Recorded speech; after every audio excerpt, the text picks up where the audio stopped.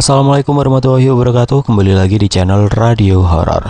Untuk kisah kali ini masih melanjutkan dari kisah yang sebelumnya. Sebuah kisah dari tulisannya akun Twitter, Kisah Malam Seram. Sebuah kisah yang berjudul Dusun Gubet Sukmo. Sebelum kita lanjut ke ceritanya, tekan dulu tombol like video ini dan jangan lupa tekan juga tombol subscribe channel ini. Nyalakan juga lonceng notifikasinya agar tidak ketinggalan cerita-cerita lainnya. Dan seperti apa untuk lanjutan dari kisah ini? Langsung saja kita masuk ke ceritanya.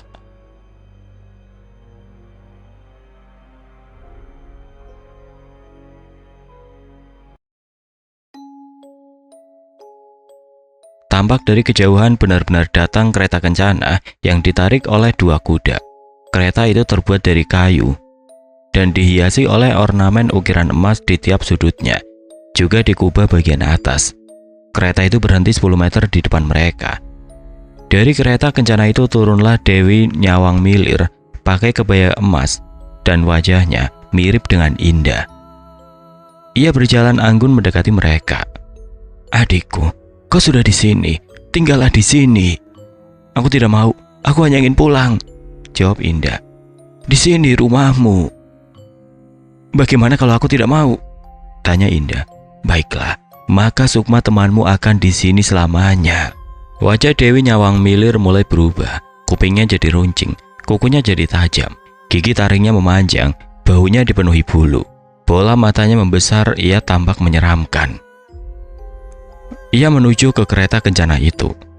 Dari dalam kereta itu keluarlah Sukma Andini dengan tangan terikat. "Baiklah, tukarkan Sukma Andini dengan Sukmaku. Ia pulang sekarang dan aku milikmu," kata Indah. "Baiklah, tapi dengan satu syarat lagi. Kau yang serahkan Sukma Andini ke Eyang Ronggowilis," kata Indah. Dewi Nyawang Milir membawa Sukma Andini ke hadapan Eyang Ronggowilis. Saat mereka berhadapan-hadapan, Eyang Ronggowilis minta sang Dewi untuk melepaskan rantai di tangan Andini. Setelah lepas, lalu tiba-tiba tangan kiri Eyang Ronggowilis memegang tangan Andini dan tangan Eyang Ronggowilis memegang tangan sang Dewi. "Indah, lari dengan kereta itu ke tempat pertama kita tiba di sini." Tempat pertama mereka tiba yaitu di dalam hutan alas pisanan. Adalah tempat paling aman dan jika ingin menyeberang ke alam manusia, maka jaraknya paling dekat, teriak Eyang Ronggowilis. Sukma Eyang Ronggowilis, Andini dan Dewi Nyawang Milir berpindah ke dimensi manusia. Sukma Eyang Ronggowilis dan Andini kembali masuk ke jasadnya sendiri, tapi Dewi Nyawang Milir masuk ke dalam tubuhnya Indah. Andini bangun, buka mata dan memanggil, "Mana Indah?" "Orang tua Andini, tolong bawa Andini keluar dari dusun ini sekarang juga dan jangan pernah kembali lagi," teriak Eyang Ronggowilis. "Mama!" teriak Andini saat kaget lihat orang tuanya ada di sana. Ada 5 warga mengantarkan Andini dan orang tuanya turun. Tidak lama setelah di depan pendopo, mereka bertiga masuk ke dalam mobil dan meninggalkan dusun, langsung pulang ke kota. Itulah terakhir kali Andini terlihat di dusun itu. Sementara itu Dewi Nyawang Milir sudah masuk ke jasadnya Indah. Artinya Indah kesurupan. Indah melotot, mencekik Eyang Ronggowilis dan mendorongnya hingga jatuh. Eyang Ronggowilis bangkit dan berkata pada warga yang ada di sekelilingnya, "Lemparkan garam ke Indah." Lalu semua warga melemparkan garam ke tubuh Indah, yaitu garam yang sudah didoakan. Indah teriak kesakitan. Tapi yang keluar bukan suara Indah, melainkan suara sang Dewi. Sekarang sang Dewi telah melemah. "Masukkan tubuh Indah ke dalam sendang Mumur Aji," perintah Eyang Ronggowilis. Warga menarik tubuh Indah dan ia meronta-ronta. Akhirnya Indah diseret sampai ke depan sendang Mumur Aji. Lalu Oki, Damar, Yuda, Esti, dan Utari sama-sama mendorong tubuh Indah sampai tercebur ke dalam sendang itu. Tubuh Indah kesakitan, padahal itu hanya air dingin biasa. Yang teriak kesakitan adalah sang Dewi yang merasuki raganya Indah. Sementara itu di alas pisanan, Sukma Indah masuk ke dalam kereta kencana. Ia mengendalikan kuda dan lari secepat mungkin. Sebelum mendekati perkampungan, ia lihat tanah yang gersang itu lama-lama retak dan berlubang. Di dalamnya ada jurang dengan jalan-jalan di bawah tanah seperti labirin. Kereta kuda menghindari retakan yang ada di tanah. Karena makin lama makin melebar, tidak lama ada satu kuda terperosok masuk ke dalam lubang dan menyeret kereta. Indah lalu keluar dan berhasil lompat. Kini tanah yang ia pijak mulai retak. Ia lari secepat mungkin Tidak lama ia tergelincir dan tangannya pegangan pada pinggir jurang. Mendadak di atas ada tangan pria yang menarik tangan Indah dan menyelamatkannya sehingga ia tidak jadi masuk ke jurang. Dia adalah Sukmanya Chandra. Chandra, kamu di sini? Ya Indah. Lalu mereka berpelukan. Di mana raga kamu? Ragaku di dalam kamar, belakang pendopo, jawab Chandra. Ayo, kita ke kampung Sindung Mayit. Kita harus ke sana menunggu Eyang Ronggowilis, kata Indah. Sementara itu Dewi Nyawang Milir masih terperangkap di raganya Indah yang ada di dalam sendang mumur aji. Lemparkan garam sebanyak mungkin, kata Eyang Ronggowilis. Semua warga melempar raga Indah dengan garam. Tubuh Indah berteriak kesakitan hingga akhirnya pingsan. Tandanya Dewi Nyawang Milir sudah kehabisan tenaga, tapi masih ada di dalam tubuhnya Indah.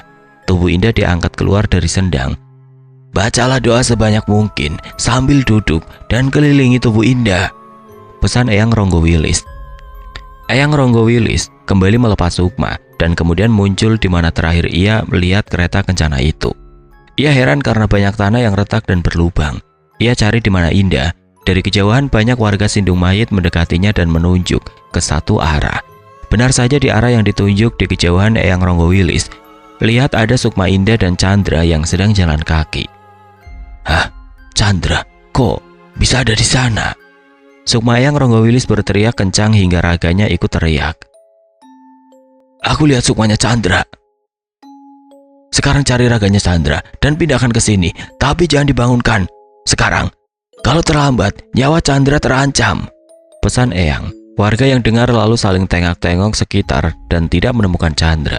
Oki, Yuda, dan Damar baru ingat kalau Chandra nggak ikut ke Gunung B karena alasannya mau tidur. Padahal ia diam-diam meraga Sukma untuk menolong. Mereka lari turun gunung menuju kamar di belakang pendopo. Di alas pisanan, Indah, Chandra, Eyang teriak dari kejauhan. Iya Eyang, hati-hati tanahnya mulai retak dan di dalamnya ada lubang, pesan Indah. Indah, kamu belum bisa kembali ke ragamu karena tubuhmu dirasuki oleh Dewi Nyawang Milir. Ia sudah dilemahkan di sendang mumur aji.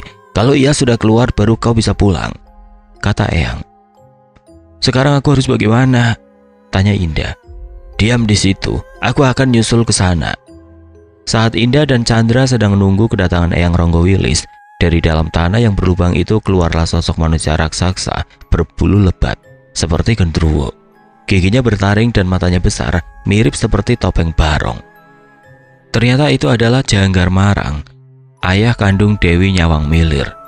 Bangsamu telah melukai anakku, sekarang aku akan bunuh kalian. Indah dan Chandra terus lari, sedangkan Eyang Ronggowilis dari kejauhan terus lari mendekati mereka. Saat lari, tanah yang diinjak Indah dan Chandra tiba-tiba retak sangat besar dan longsor. Mereka berdua jatuh ke lubang yang di dalamnya ada jurang. Tepatnya, lorong bawah tanah yang besar. Mereka mendarat di jalan bebatuan yang lebar. Janggar Marang ikut loncat dan turun ke dalam lubang yang sama untuk mengejar mereka. Mereka lari menghindar dari tangkapan Janggar Marang. Saat berlari, Indah jatuh karena tersandung batu. Saat Janggar Marang mau meraih Indah, tiba-tiba ada tombak yang menahan tangan Janggar Marang. Yang memegang tombak itu Jagat Kudra. Lari dan cari jalan keluar dari sini, teriak Jagat Kudra. Ia adalah kodam kiriman dari Nok Rahmi yang ditugaskan untuk bantu Indah dan Chandra. Jagat Kudra memang memiliki senjata astral berbentuk tombak. Indah dan Chandra tidak bisa kembali ke tempat mereka jatuh karena memanjat ke atas tidak sampai. Lubang itu sangat dalam. Jagat Kudra bertarung dengan Janggar Marang. Di sana hanya ada satu jalan lurus. Indah dan Chandra pun tidak punya pilihan. Di dinding itu ada obor dan Chandra mengambilnya. Di sana mereka menemui dua cabang, terowongan kiri dan kanan. Mereka ambil arah kanan, masuklah mereka ke dalam terowongan itu. Kemudian menemui rongga yang besar dan tinggi, di mana di bagian bawahnya ada kolam darah atau kubangan berisi darah. Panjangnya sekitar 30 meter, cukup gelap, dan untungnya Chandra bawa obor. Nah, di seberang kolam itu ada satu jalan terowongan lagi. Jadi untuk menuju terowongan itu mereka harus lewati kolam darah itu. Kolam itu setinggi pinggang orang dewasa. Lalu Sukma, Chandra, dan Indah pegangan tangan melewati kolam itu. Airnya merah darah yang amis dan kental. Chandra jalan paling depan. Anehnya saat berjalan, Genangan darah bergerak bagaikan ada sosok yang berenang di dalamnya, sehingga menimbulkan riak kecil. Saat sudah di pertengahan jalan, tiba-tiba ada yang narik Indah sampai tercebur ke dalam genangan darah. Chandra berbalik dan kaget, Indah sudah hilang. Tiba-tiba ada satu tangan berkuku seperti pisau yang panjang dan tajam keluar dari permukaan air dan menusuk perut Chandra. Ia lalu jatuh kesakitan. Tidak lama Indah muncul dengan nafas terengap-engap. Di belakangnya dari permukaan kolam muncul sosok wanita dengan dada penuh dengan sisik warna merah yang menari seperti jaipong. Tangannya memiliki 5 kuku panjang setajam pisau. Kuku itulah yang tadi menusuk perut Chandra hingga berlubang. Otomatis di perut Chandra ada 5 luka tusuk. Wanita itu dengan cepat memeluk Indah dari belakang. Tangan kanannya memegang perut Indah dan yang sebelah kiri mencekik leher Indah dari belakang. "Siapa kamu?" bentak Chandra yang perutnya sudah bersimbah darah. "Aku Nyai Sigar Getih. Bangsamu telah menghilangkan kesaktian adikku, yaitu Dewi Nyawang Milir. Sebagai gantinya, kau di sini selamanya, Indah," kata Nyai Sigar Getih dengan tertawa. Tiba-tiba ada tali pecut yang menjerat leher Nyai Sigar Getih dari belakang. Ternyata itu adalah sukma dari Kindalu Suwira. Ia narik tali itu sehingga Nyai Sigar Getih terjungkal. Tubuh astral Kindalu Suwira memang punya kemampuan untuk membuat senjata astral berbentuk pecut untuk melindungi diri. Indah berhasil lepas dari cengkramannya. Kindalu Suwira melepas sukmanya demi nolong Chandra dan Indah. Awalnya ia merasakan Eyang Ronggowilis tidak baik-baik saja. Setelah ia lihat dengan mata batin, ternyata benar dan langsung menolong. Posisi raga Kindalu Suwira ada di desa X. "Untuk apa kau di sini? Kau telah melanggar perjanjian kita. Kau lupa ya?" bentak Nyai Sigar Getih. "Terpaksa kulakukan demi selamatkan temanku," jawab Kindalu. "Kindalu?" tanya Indah. "Cepat, masuk ke terowongan di seberang kolam ini." "Perjanjian apa yang dibuat oleh Kindalu Suwira?" tanya Chandra. "Aku nggak tahu. Ayo kita segera keluar dari sini," jawab Indah sambil memapa Chandra. Sementara itu Eyang Ronggowilis baru sampai dan turun ke dalam lubang. Di sana ia menemukan Jagat Kudra yang baru saja mengalahkan Janggar Marang. "Aku Jagat Kudra, kodam yang diutus Norahmi untuk melindungi Indah dan Chandra." "Di mana mereka?" tanya Eyang. "Mereka lari ke sana. Aku suruh cari tempat yang aman." Eyang Ronggowilis lari dan menemukan 2 cabang terowongan yang tadi ditemui Indah dan Chandra. Di terowongan kiri ia dengar ada suara tangisan dan jeritan ribuan orang. "Apa jangan-jangan Indah dan Chandra nyasar ke sana ya?" Eyang Ronggowilis masuk ke terowongan kiri untuk memastikan. Terowongan itu berakhir di sebuah rongga besar, banyak tebing di sana. Di bawah tebing itu banyak sekali manusia telanjang yang kakinya dikerangkeng. Kembali ke Indah dan Chandra, mereka melanjutkan perjalanan hingga selesai menyeberangi kolam darah itu. Mereka masuk ke dalam terowongan itu dan melintas cukup lama. Di paling ujung jalan, mereka lihat tangga ke atas menuju permukaan. Tangganya besar dan pegangannya dari emas. Itulah jalan keluarnya. Chandra dan Indah naik tangga itu. Dan tibalah mereka di atas permukaan tanah. Sinar matahari kembali menyinari. Tampak mereka ada di tengah-tengah keraton gaib. Mereka lihat di depan ada singgasana yang diduduki wanita yang cantik, pakai kebaya serba hitam, dililit kain warna hitam. Ia bangkit dari duduknya dan memperkenalkan diri. "Aku Ratu Mersupati. Indah, kau akan jadi milikku dan pulanglah Chandra. Di sini kalian kurang jumlah. Aku akan tetap menang." "Mengapa kau mengincar Indah?" tanya Chandra. "Untuk jadi penggantiku yang akan mewarisi tahta ini," jawab sang ratu. Chandra jatuh karena darah yang keluar dari luka di perutnya semakin banyak. Ia akan kehabisan darah. "Chandra!" Indah menangis membantunya berdiri. "Dewi Nyawang Milir gagal jadi penerusmu sejak ayahnya gagal gara-gara tidak baca mantra Rogo Sampurno kan?" kata Indah.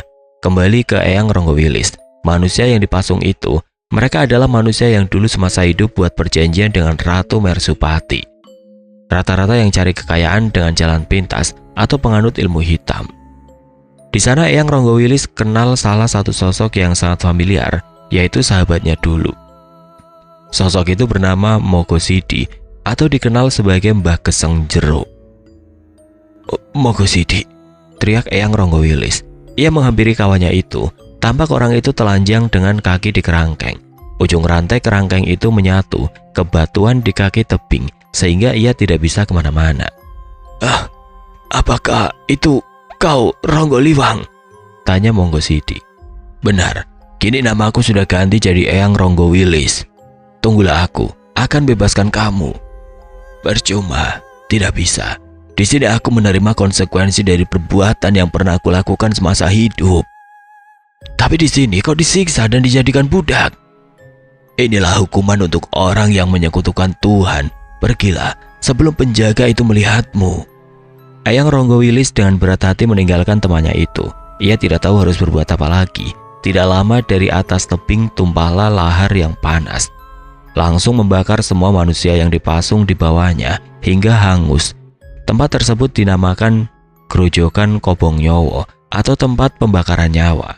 Eyang Ronggo Wilis kembali ke jalan semula ia datang dan berlari masuk ke terowongan arah kanan seperti yang tadi dilewati oleh Indah dan Chandra. Ia sampai di kolam darah. Di sana ia melihat Kindalu Suwira sedang berkelahi dengan Nyai Sigar Getih. Eyang Ronggo Wilis membantu Kindalu Suwira.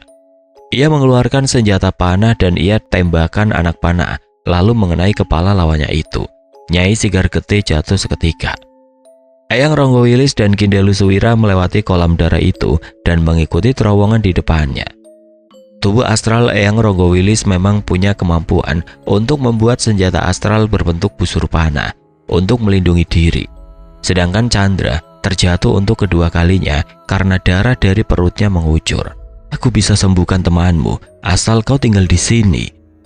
Ratu itu menawarkan. Jangan, teriak Chandra. Ratu Mersupati turun dari singgasananya dan dekati mereka. Aku tahu maksudmu, kau ingin menculik Indah, kata Chandra.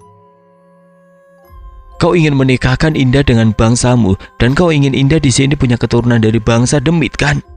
Ejek Chandra. Kesempatan terakhir dariku, Indah. Pria ini sudah sekarat. Aku bisa sembuhkan pria ini dan ia akan pulang dengan selamat. Tapi kau tetap ikut selamanya denganku, Indah. Bagaimana? Ratu, jika kau ingin mempunyai keturunan manusia langsung dari darahmu sendiri, aku menawarkan diri. Menikahlah denganku dan aku ikut denganmu dengan satu syarat, yaitu bebaskan Indah dan ia harus pulang dengan selamat. Jangan pernah ganggu dia lagi selamanya. Bagaimana? Kau setuju? Ajak Chandra sambil memberikan tangan kanannya. Tidak, Chandra, kau sudah gila ya? Bentak Indah. Ini satu-satunya cara untuk menyelamatkanmu, Indah. Ini penawaran terakhir dariku, wahai Ratu, sebelum aku menghembuskan nafas terakhirku. Jangan. Ratu mendorong telapak tangannya dan Indah terpental. Baik, aku terima tawaranmu, kata Ratu sambil berjabat tangan dengan Chandra. Telapak tangan Ratu diarahkan ke langit dan turunlah kabut keluwung. Aku tepati janjiku. Indah, masuklah ke dalam kabut itu. Begitu keluar, kau sudah di dimensi manusia dan kau bisa masuk ke ragamu. Akan aku obati Chandra dan ia tinggal di sini selamanya menjadi suamiku, kata sang ratu. Ia lalu melayang sambil menggenggam tangan sukmanya Chandra. Mereka hilang di langit menembus awan. Yuda, Oki, dan Damar tiba di belakang pendopo, mengetuk pintu kamar tapi dikunci oleh Chandra dari dalam. Akhirnya mereka mendobrak dan mendapati tubuh Chandra. Tengkurap di lantai, mereka segera membawa tubuh Chandra ke Gunung B. Indah jatuh lemas dan menangis sejadi-jadinya. Ia tahu dari dulu Chandra memang suka padanya, tapi Indah tidak merespon karena Indah selama ini sudah dijodohkan oleh orang tuanya. Ternyata Chandra tulus mencintainya dan berani berkorban untuk keselamatannya. Tidak lama Kindalu Suwira dan Eyang Ronggo Wilis sudah naik tangga dan muncul tepat di belakang Indah. Indah, kata mereka berdua. Mana Chandra? Indah lalu menceritakan semua. Chandra mengorbankan dirinya sendiri agar kau selamat, kata Eyang. Apakah Chandra bisa dipulangkan? Tidak bisa.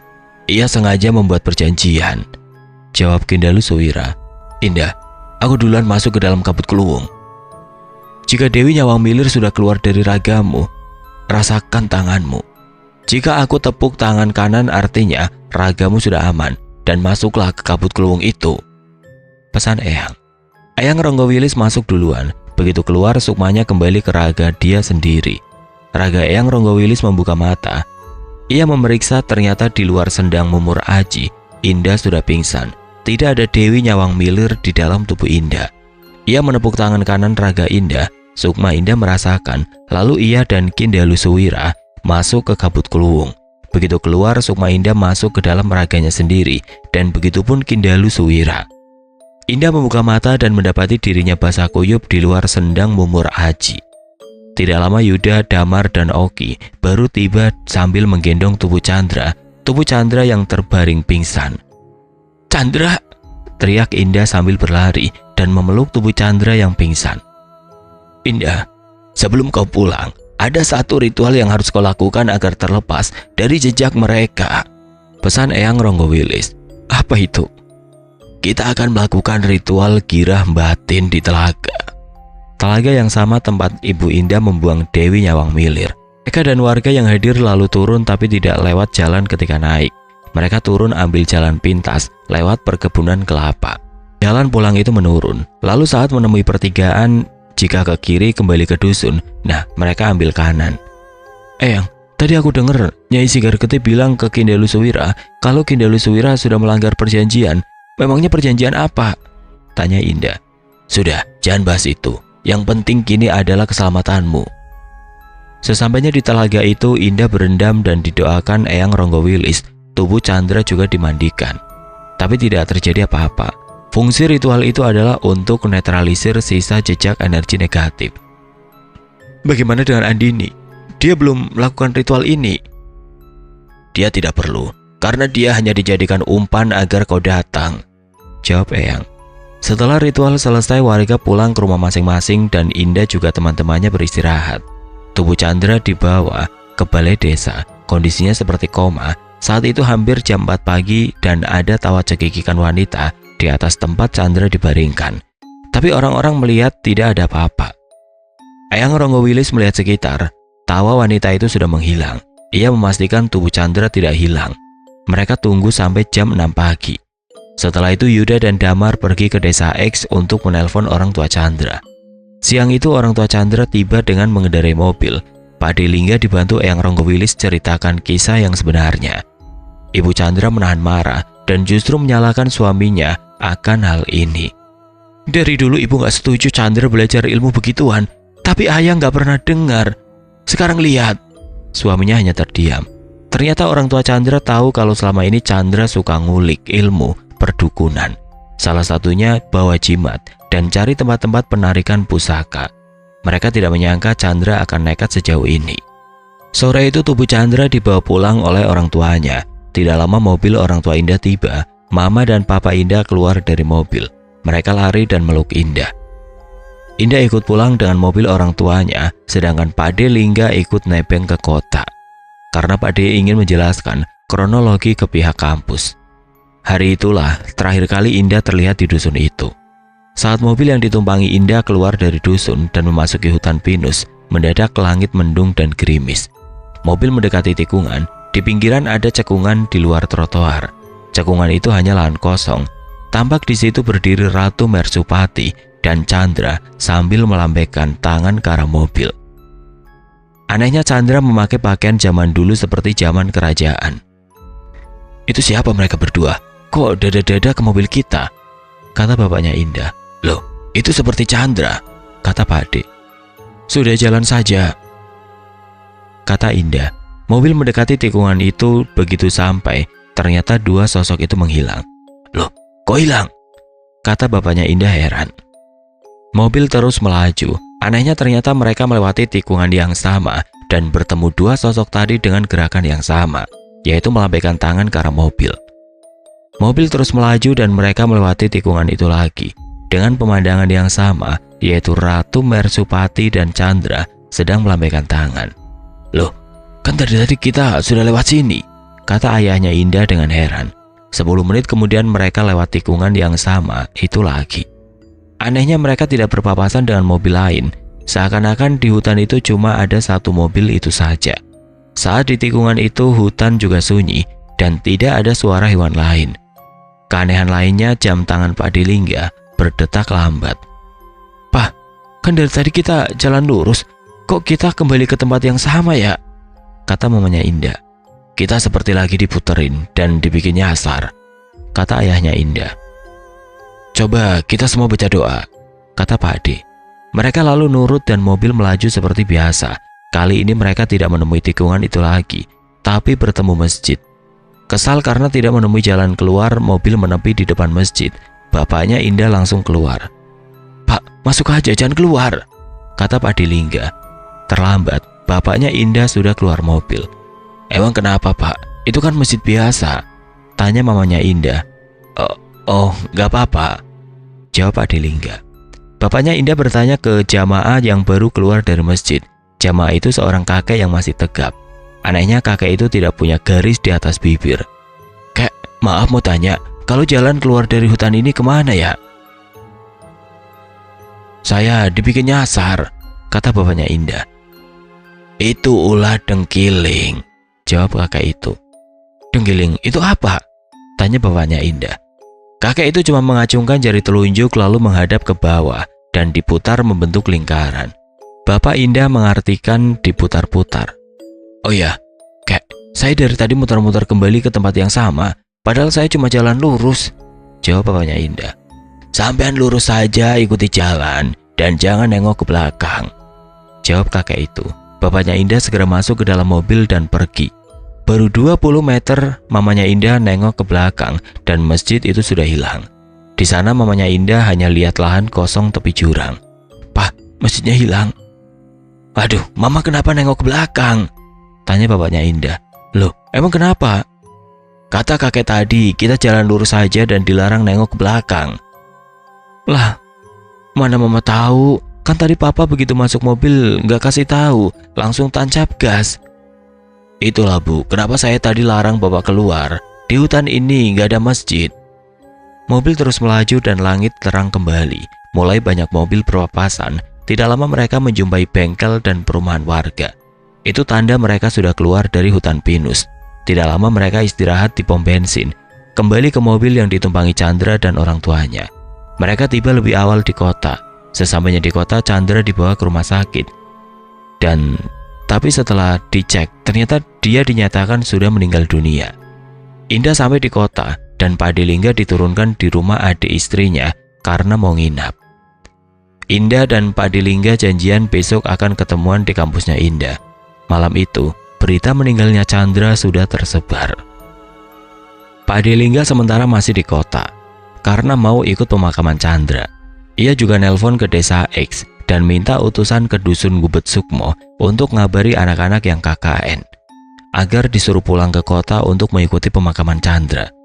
Sedangkan yang survei Oki tetap melanjutkan pekerjaannya tanpa Andini.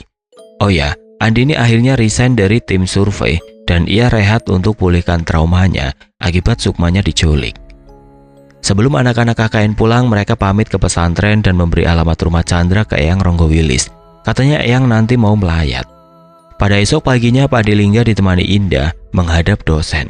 Pak Dilingga ceritakan apa yang sudah terjadi pada Indah dan Chandra. Pihak kampus menganggap itu adalah kecelakaan yang tidak disengaja. Tidak lupa Indah menunjukkan surat rekomendasi dari Pak Dilingga terkait pilihan lokasi alternatif KKN untuk Indah.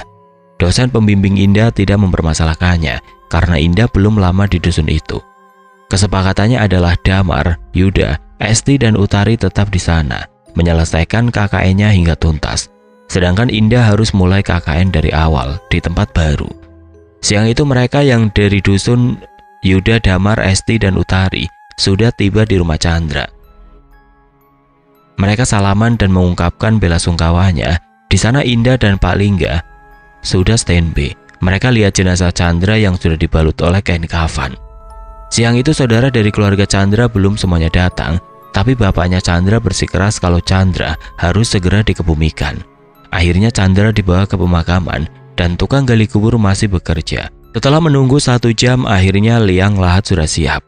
Sebagai penghormatan terakhir, akhirnya Yuda, Damar dan Pak Dilingga yang saat itu datang berniat bantu menurunkan jenazah ke liang lahat. Jenazah dimasukkan ke liang lahat, papan penyangga sudah disiapkan, tapi bantalan pengganjal yaitu bola yang terbuat dari tanah belum disiapkan karena serba dadakan. Mereka pun buat sesuai arahan penggali kubur. Saat itu gerimis mulai turun. Pak Dilingga, Damar dan Yuda mempercepat pekerjaan mereka. Padilingga naik duluan ke atas, sedangkan di dalam liang lahat tinggal Damar dan Yuda. Papan mulai dipasang, namun saat ingin menutup papan di bagian kaki, Yuda dan Damar melihat ke dalam liang lahat kalau kain kafan yang berisi jasad mendadak kempes. Loh, kok kafannya yang tadi padat? Karena di dalamnya ada badan, kenapa ini jadi kempes? Gerimis mulai membesar dan suara petir makin kencang. Langit makin menghitam. Orang tua Chandra, Padilingga, Esti, Utari, dan semua yang hadir di atas sana lalu membubarkan diri, memilih neduh di shelter di dekat tukang yang jual kembang. Jadi di area kuburan itu hanya ada Damar dan Yuda saja di dalam lubang galian karena tukang gali kubur sudah pergi saat Gerimis awal tiba. Damar inisiatif mengecek dalam liang lahat. Ada apa di dalam kain kafan? Tapi tubuh jenazah kan sudah terlanjur masuk ke dalam liang. Nah, Yuda lalu bongkar kembali papan yang sudah dipasang. Setelah terbuka semua, lalu mereka berdua menarik kain kafan yang sudah berbentuk seperti pocong itu. Memang berat, tapi kain kafannya tidak membentuk tubuh manusia. Ternyata di bagian wajahnya terbuka dan dalamnya kosong, alias tidak ada jasad Chandra di dalamnya. Damar lalu membuka bagian dada. Ternyata di dalam kain kafan itu hanyalah kedebok pisang. Kok bisa? Tadi saat jenazah diturunkan kan kita sendiri yang gendong dan masukin ke lubang. Kerasa kok masih berat dan dalamnya ngebentuk badan, kata Yuda. Iya, aku kan nerima bagian bawah. Itu masih kerasa kalau aku itu nyentuh bagian betisnya dan lutut Chandra, kata Damar.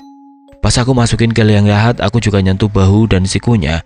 Kerasa kok itu dalamnya masih ada Chandra. Sekarang gimana? Dar. Petir menggelegar, hujan deras turun dengan disertai angin. Aku nggak tahu kenapa jasad Chandra bisa hilang secepat ini. Pasti ada yang menyembunyikan. Kita harus masukkan lagi dan pasang papanya,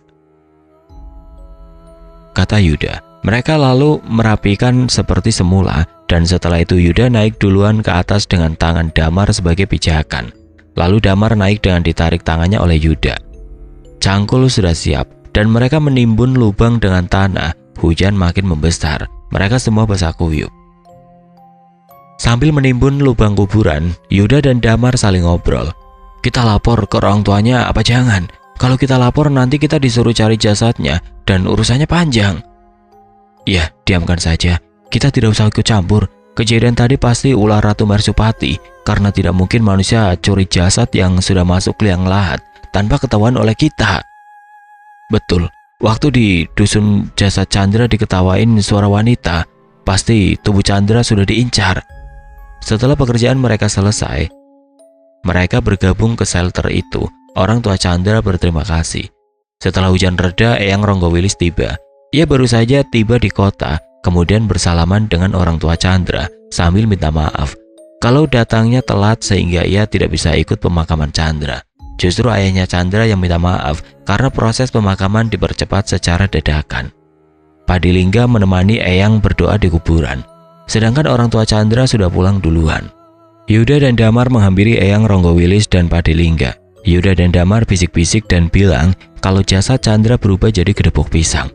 Semuanya terdiam dan merahasiakan hal ini dari orang tua Chandra. Saat ada suara tawa wanita di atas tubuh Chandra, itu tanda ia sudah diincar, dan tubuh itu ditukar dengan kedebok pisang saat tubuh Chandra di dalam mobil sesaat meninggalkan dusun, kata Eyang. Jadi waktu di rumah saat melayat, yang kita lihat jenazah Chandra sebenarnya adalah kedebok pisang, tanya Damar. Benar, jawab Eyang. Bagaimana bisa? Tanya Yuda. Ini ulah Ratu Mersupati yang menukar jasad Chandra dengan kedebok pisang menggunakan ajian ngalih rupo, jawab Eyang Ronggowilis.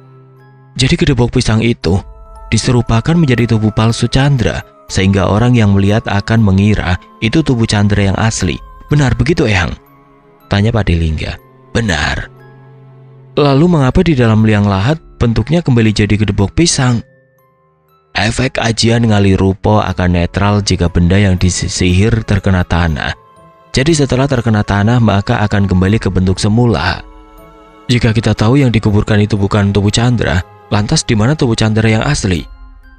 Dalam penglihatan batinnya, Eyang Ronggowilis menerawang Chandra saat ini, baik tubuh maupun sukmanya.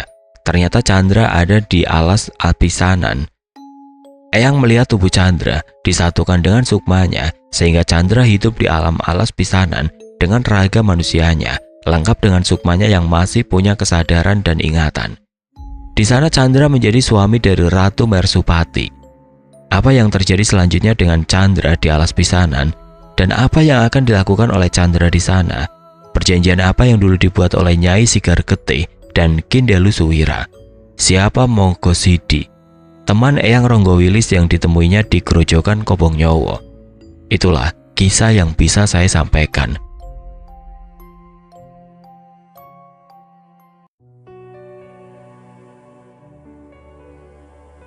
Oke teman-teman, sekian untuk kisah kali ini. Bagaimana menurut kalian tentang kisah ini? Tulis komentar kalian di kolom komentar. Dan terima kasih banyak buat teman-teman yang sudah mengikuti kisah ini hingga berakhir.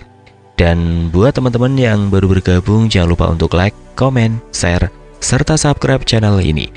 Dan nantikan kisah-kisah horor berikutnya tetap di channel Radio Horor. Wassalamualaikum warahmatullahi wabarakatuh.